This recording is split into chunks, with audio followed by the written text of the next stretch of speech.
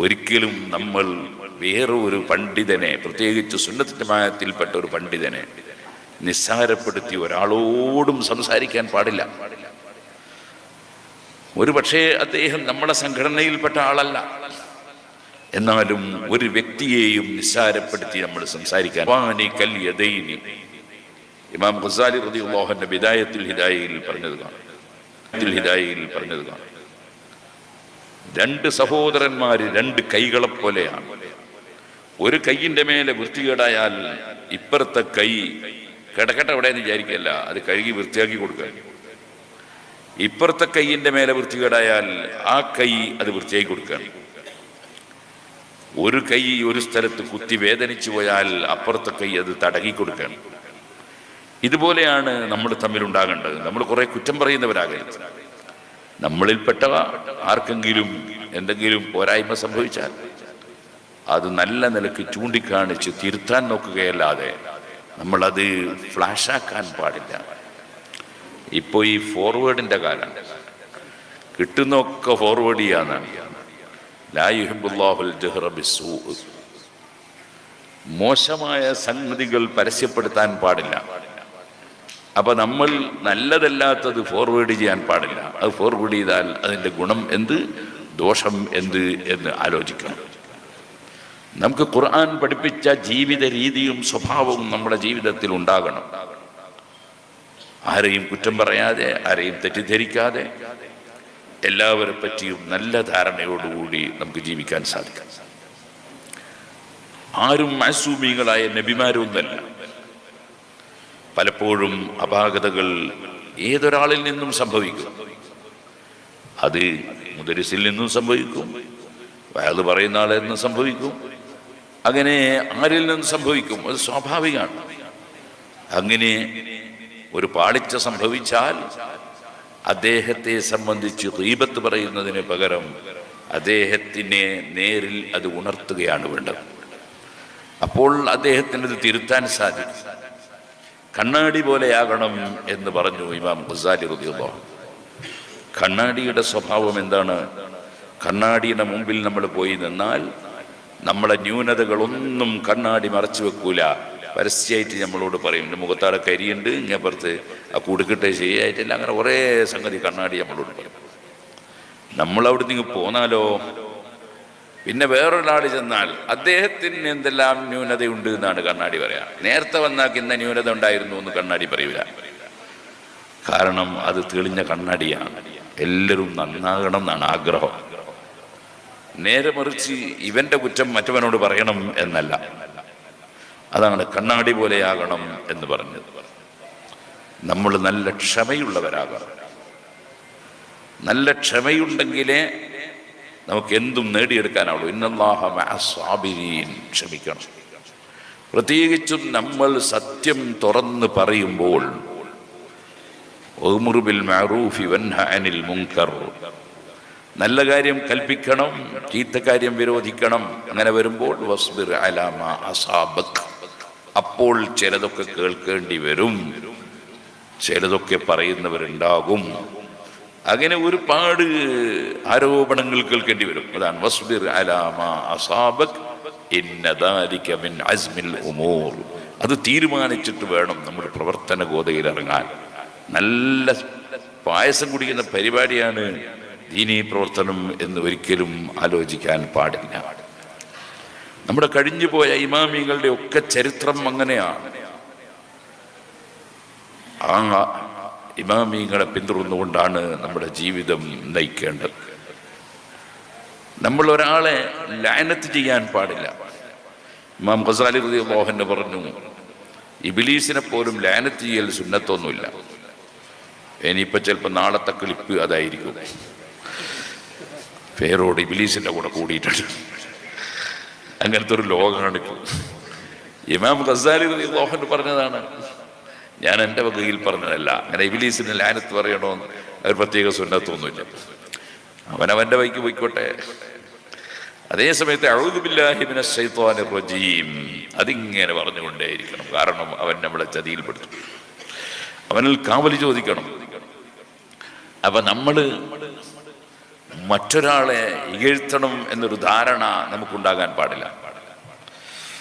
മഹാന്മാരായ അയിമ്മത്ത്, ആ അയിമ്മത്തിന്റെ കിതാബുകൾ നോക്കിയാൽ നമുക്ക് എന്തെല്ലാം കാണാൻ കഴിയും.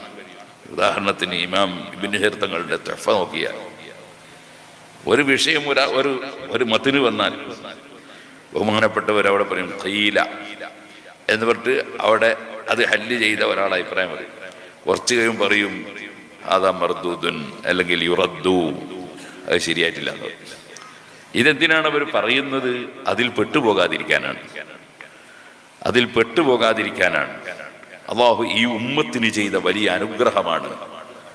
ഈ ഉമ്മത്തിലെ പണ്ഡിതന്മാർ ഒരാൾക്കൊരബദ്ധം പറ്റിയാൽ അത് നമ്മളെ സ്വന്തം ആളല്ലേ എന്ന് വിചാരിച്ചിട്ട് ആ അബദ്ധത്തെ നിലനിർത്താൻ പണ്ഡിതന്മാർ അനുവദിക്കൂല. അത് അബദ്ധമാണ്, ശരി ഇന്നതാണ് എന്നവർ പറയും. അങ്ങനെ പറയുന്നത് ദീനിന്റെ ഗുണത്തിന് വേണ്ടിയാണ്. അങ്ങനെ പറയുമ്പോൾ പറയപ്പെടുന്ന പണ്ഡിതന് പ്രതിഷേധം ഉണ്ടാവില്ല. കാരണം ഞാനൊരു കാര്യം പറഞ്ഞത് അത് വേണ്ട പോലെ ശരിയായില്ല എന്ന് മനസ്സിലാക്കിയ മറ്റൊരു പണ്ഡിതൻ അത് തിരുത്തിയാൽ എൻ്റെ ആ വാക്കുകൊണ്ട് ജനങ്ങൾ പഴിച്ചു പോകില്ലല്ലോ. അപ്പൊ എനിക്ക് വർഷവൻ്റെ അടുക്കൽ രക്ഷപ്പെടാൻ കഴിഞ്ഞില്ല അയാളെ കൊണ്ട്. അപ്പൊ തിരുത്തുന്നത് അവർക്ക് സന്തോഷമാണ്. എപ്പോഴും പണ്ഡിതന്മാർ സാഹചര്യങ്ങളെ സംബന്ധിച്ച് നല്ല ബോധമുള്ളവരായിരിക്കും. ജനങ്ങളെ തഖ്വയിലായി കൊണ്ടുപോകാൻ ആവശ്യമായ വിധത്തിലായിരിക്കണം എന്തും പറയുന്നത്. മഹാനായ അബ്ദുല്ലാഹി ഇബ്നു അബ്ബാസ് റളിയല്ലാഹു അൻഹുവിനോട് ഒരാൾ വന്ന് ചോദിച്ചു, ഒരാളെ കൊന്നാൽ അദ്ദേഹത്തിന് തൗബയുണ്ടോ? ഇബ്നു അബ്ബാസ് റളിയല്ലാഹു അൻഹു പറഞ്ഞു, ഇല്ല, കൊന്നാൽ തൗബയില്ല. അദ്ദേഹം തിരിച്ചുപോയി. പിന്നീട് വേറെ ഒരാൾ വന്ന് ചോദിച്ചു, ഒരാളെ കൊന്നുപോയവന് തൗബയുണ്ടോ? അപ്പൊ പറഞ്ഞു ഉണ്ട്. അപ്പൊ ശിഷ്യൻ ചോദിച്ചു, ഇതെന്തേ നേരത്തെ അങ്ങനെ പറഞ്ഞു, ഇപ്പൊ ഇങ്ങനെ പറഞ്ഞു? അതെ, ആദ്യത്തെ വ്യക്തി ഒരു മനുഷ്യനെ കൊല്ലണം എന്ന് പ്ലാനുള്ളവനാണ്. അവനോട് കൊന്നാൽ തൗബയുണ്ടെന്ന് പറഞ്ഞാൽ അവൻ പോയിട്ട് ഒരുത്തനെ കൊല്ലും. അതുകൊണ്ട് അവനോട് പറഞ്ഞതാണ് തൗബയില്ല. രണ്ടാമത്തെ ആള് കൊല നടന്നുപോയി, അതിൽ ഖേദമുള്ളവനാണ്. അവനോട് തൗബയില്ല എന്ന് പറഞ്ഞാൽ അവന് ഈമാൻ തന്നെ തെറ്റിപ്പോകും. അപ്പൊ അതുകൊണ്ട് അവനോട് പറഞ്ഞതാണ് തൗബ ഉണ്ട്. സാഹചര്യങ്ങൾ നോക്കണം. നമ്മളുടെ ഏത് വാക്കുകൊണ്ടും ഏത് പ്രവർത്തനം കൊണ്ടും എന്തായിരിക്കും സംഭവിക്കുക നോക്കണം. അതാണ് ഖുദുൽ അംറ ബിത്തദ്ബീർ. നബി സല്ലല്ലാഹു അലൈഹി വസല്ലം പറഞ്ഞു, പിന്നാമ്പുറത്ത് എന്ത് സംഭവിക്കും എന്നത് ആലോചിച്ചുകൊണ്ട് വിഷയം കൈകാര്യം ചെയ്യണം. അത് ചെയ്താൽ ഇന്ന ഗുണമുണ്ടാകും എന്ന് ബോധ്യപ്പെട്ടാൽ നീ ചെയ്യുക. അതിനാൽ ഇന്ന ഭവിഷ്യത്തുണ്ടാകും എന്ന് കണ്ടാൽ അത് ചെയ്യാതിരിക്കുക. ഹദീസിൽ നമുക്ക് കാണാം. ഞാൻ നീട്ടുന്നില്ല, ഞാൻ പറഞ്ഞു വന്നത് അങ്ങനെ നല്ല ബോധത്തോടു കൂടി ആയിരിക്കണം നമ്മുടെ ദീനീ പ്രവർത്തനം നടത്തുന്നത്. നമ്മുടെ സംഘടനാ പ്രവർത്തന രംഗത്ത് മുഴുവൻ പണ്ഡിതന്മാരും സജീവമാകണം. ഈ അൽ ഫലാഹ്, ദാറുൽ ഫലാഹ്, ഈ സ്ഥാപനം നമ്മുടെ സംഘടന വളർത്തിയെടുത്തതാണ്. സംഘടന ഇല്ലെങ്കിൽ ദാറുൽ ഫലാഹ് ഇല്ല. സംഘടന ഇല്ലെങ്കിൽ സിറാജുൽ ഹുദ ഇല്ല. സംഘടന ഇല്ലെങ്കിൽ മർക്കസ് ഇല്ല, മൈദിനില്ല, നമ്മുടെ സ്ഥാപനങ്ങളൊന്നും ഇല്ല. സംഘടനയാണ് ഈ സ്ഥാപനങ്ങളെ മുഴുവനും സ്ഥാപിച്ച് വളർത്തിയത്. സംഘടനയുടെ ശക്തി കൊണ്ടാണ് അതിൻ്റെ പ്രവർത്തകർ വളർത്തിക്കൊണ്ടുവരുന്നത്. ആ സംഘടന ഇവിടെ നിലനിൽക്കണം. സംഘടന എന്നതിനെ നിസ്സാരപ്പെടുത്തി സംസാരിക്കുന്ന ചില ബിദ്അത്തുകാരുണ്ട്. ബിദ്അത്തുകാർ എന്ന് പറയുന്നത് അത് ഏത് ബിദ്അത്താണെങ്കിലും, ബിദ്അത്ത് പലവിധമാണല്ലോ. ഇപ്പോൾ അള്ളാഹുവിന് ഭാഗമുണ്ടെന്നും അള്ളാഹുവിന് അവയവങ്ങളുണ്ടെന്നും മറ്റൊക്കെ പറയുന്ന, അള്ളാഹുവിന് സ്ഥലമുണ്ടെന്നൊക്കെ പറയുന്ന ബിദ്അത്ത് കുഫറിന്റെ ബിദ്അത്താണ് എന്ന് അൽമനാറിൽ പഴയ കാലത്ത് പറഞ്ഞിട്ടുണ്ട്. പക്ഷേ ഇപ്പോഴതാണ് അവർ പ്രചരിപ്പിക്കുന്നതെന്ന് മാത്രം. ഇതേപോലെ അത് ഒരു ബിദ്അത്താണ്, കുഫറിന്റെ ബിദ്അത്ത്. ഇതുപോലത്തെ ചില ബിദ്അത്തുകളുണ്ടല്ലോ. ഷെയ്ഖ് മടവൂർ പടച്ചോനാന്ന് പറയാം, അല്ലെ മാലിക്കുൽ മുലൂക്കാണ് എന്ന് പറയാം, അല്ലെങ്കിൽ അർശിന്റെ അധിപനാണെന്ന് പറയാം. അത് കുഫർ വരുന്ന ബിദ്അത്താണ്.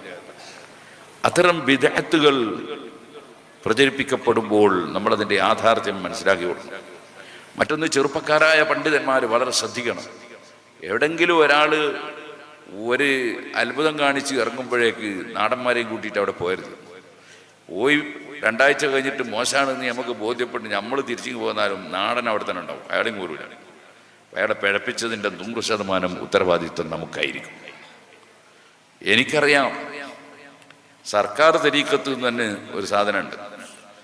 അത് കേരള സർക്കാരും അല്ല, കേന്ദ്ര സർക്കാരും അല്ല, സർക്കാർ ബാപ്പ എന്ന് പറഞ്ഞ ഒരാളാണ്. അയാൾ തമിഴ്നാട്ടുകാരനാണ്.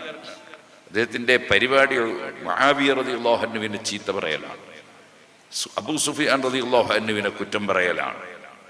അവരൊക്കെ സഹാബത്തിൻ്റെ കൂട്ടത്തിൽ വലിയ പ്രഗത്ഭരായ സഹാബികളാണ്. മുആവിയ റളിയല്ലാഹു അൻഹു നബി സല്ലല്ലാഹു അലൈഹി വസല്ലം അലിയനും കൂടിയാണ്. ആ മുആവിയ റളിയല്ലാഹു അൻഹു ഖുതുബായിരുന്നു. ഖുതുബുകളെ എണ്ണുമ്പോൾ ഇമാം ഷഅറാനി റളിയല്ലാഹു അൻഹു, സിദ്ദീഖുൽ അക്ബർ, ഉമർ ഇബ്നുൽ ഖത്താബ്, ഉസ്മാൻ ഇബ്നു അഫ്ഫാൻ, അലി ഇബ്നു അബി ത്വാലിബ്, ഹസൻ റളിയല്ലാഹു അൻഹു, അവർ 5 ആളെ പേരെണ്ണിയിട്ടും 6ാമതായി എണ്ണിയത് മുആവിയ റളിയല്ലാഹു അൻഹുവിനെയാണ്. അപ്പൊ സൂഫിയാക്കളും ആരിഫീങ്ങളുമായ മഹാന്മാർ വലിയ മഹാനായി പരിചയപ്പെടുന്ന വ്യക്തിയാണ് സയ്യിദുന മുആവിയ ഇബ്നു അബി സുഫിയാൻ റളിയല്ലാഹു അൻഹു. മുആവിയ റളിയല്ലാഹു അൻഹുവിന്റെ മകനാണ് യസീദ്. അവൻ അഹ്ലു ബൈത്തിനോട് അക്രമം ചെയ്തവനാണ്. അതിന് ബാപ്പ ഉത്തരവാദിയല്ല. ബാപ്പയെ സംബന്ധിച്ച് ഇബ്നു ഹജർ ഹൈതമി തങ്ങളെ പോലുള്ള ഇമാമിയങ്ങൾ വലിയ മഹാനാണ് എന്ന് ധാരാളം കിതാബുകൾ രേഖപ്പെടുത്തി വെച്ചിട്ടുണ്ട്. സഹീഹുൽ ബുഖാരിയിൽ നിങ്ങൾക്ക് കാണാം, ബാങ്ക് കൊടുക്കുമ്പോൾ ഇജാബത്ത് നൽകുന്നതിനെ സംബന്ധിച്ച് ഇമാം ബുഖാരി കൊണ്ടുവരുന്ന ഹദീസ്, മുആവിയ റളിയല്ലാഹു അൻഹു മിമ്പറിൽ ഇരിക്കുന്ന സമയത്ത് ബാങ്ക് കൊടുക്കുന്നു, താഴെയുള്ള മുഅദ്ദിൻ അതിന് ഓരോന്നിനും മഹാനായ മുആവിയ റളിയല്ലാഹു അൻഹു ഇജാബത്ത് ചെയ്യുന്നു. മിമ്പറിൽ വെച്ച് ഖുത്ബ ഓതുന്നതിൻ്റെ തെളിവായി ഇമാം ബുഖാരി ഹദീസ് കൊണ്ടുവന്നത് ആ ഹദീസാണ്. മിമ്പറിൽ ഇരുന്ന് ഖുത്ബ ഓതി മുആവിയ റളിയല്ലാഹു അൻഹു. മുമ്പറിൽ നിന്നിട്ട് ഖുത്ബ ഓതി, ഇരുന്നിട്ട് ആദ്യം ഇരിക്കുമല്ലോ, പിന്നെയാണല്ലോ നിൽക്കുക. അപ്പോൾ ഞാൻ പറഞ്ഞു വരുന്നത്, സഹാബത്ത് എത്രയോ ജീവിച്ചിരിക്കുന്ന കാലത്താണ് മുആവിയ റളിയല്ലാഹു അൻഹു മിമ്പറിൽ വെച്ച് പരസ്യമായി ഖുത്ബ നിർവഹിക്കുന്നത്. ഇമാം ബുഖാരി അത് തെളിവിനുകൊണ്ട് വരികയാണ്. മുആവിയ റളിയല്ലാഹു അൻഹു മുനാഫിഖാണ് എന്നാണ് ഈ വ്യാജ തരീഖത്തുകാരൻ പറഞ്ഞത്. ഇന്നാ ലില്ലാഹി വ ഇന്നാ ഇലൈഹി റാജിഊൻ. അപ്പം അത്തരത്തിലുള്ള ഏതെങ്കിലും പിഴച്ച വിഭാഗത്തിലൊന്നും നമ്മൾ പോയി പെട്ടുപോകരുത്. നമ്മൾ ഒരാളെയും അത്തരം ആളുകളെടുത്ത് കൊണ്ടുപോവുകയും ചെയ്യരുത്. കാരണം നമ്മൾ തിരിച്ചു പോന്നാലും ആ സാധാരണക്കാരനായ മനുഷ്യൻ ചിലപ്പോൾ ചില അത്ഭുതങ്ങൾ കണ്ടിട്ട് അവിടെ അങ്ങ് നിന്നുപോകും. അത്ഭുതം എന്ന് പറയുന്നത് ആർക്കും പ്രയോഗിക്കാൻ കഴിയുന്ന സംഗതിയാണ്. ഇന്ന് റജബ് 7 റജബ് 6 വഫാത്തായ മഹാനാണ് ഖാജാ മുഈനുദ്ദീൻ അൽ അജ്മീരി ഖദ്ദസല്ലാഹു സിർറഹു. മഹാനവറുകളെ ചരിത്രത്തിൽ നിങ്ങൾക്ക് കാണാം, മഹാനവറുകളെ പരാജയപ്പെടുത്താൻ വേണ്ടി ഈമാനില്ലാത്ത കക്ഷികൾ മേൽഭാഗത്തുകൂടി പറന്നു ഭാര്യ അത്ഭുതം പ്രകടിപ്പിച്ചു. പക്ഷേ ഖാജാ മുഈനുദ്ദീൻ അൽ അജ്മീരി തങ്ങൾ അവിടുത്തെ ചിരിപ്പിനെ പറഞ്ഞേച്ച് അടിച്ചു തള്ളിയിട്ടു അവനെ, അത്ഭുതം കാണിക്കുന്ന വ്യാജൻ. അതേപോലെ ധാരാളം കാണാം. ഇബ്നു അബിൽ ഹമായി റളിയല്ലാഹു അൻഹുവിനെ സംബന്ധിച്ച് നേരത്തെ ഞാൻ പറഞ്ഞില്ല. ഇബ്നു ഹജർ അൽ ഹൈതമി തങ്ങൾ ഫതാവയിൽ പറയുന്നുണ്ട്, ഞങ്ങൾ ഉസ്താദിൻ്റെ കൂടെ ഒരു ദിക്ർ ഹൽഖ ദിമ്യാത്തിലുള്ള ഒരു പള്ളി കയറി. ആ ദിക്ർ നടക്കുമ്പോൾ എൻ്റെ അപ്പുറത്ത് വേറൊരാൾ, അയാൾ വ്യാജനാണ്, വ്യാജ ശൈഖാണ്. അയാൾ ദിക്ർ നടത്തുന്നുണ്ട്.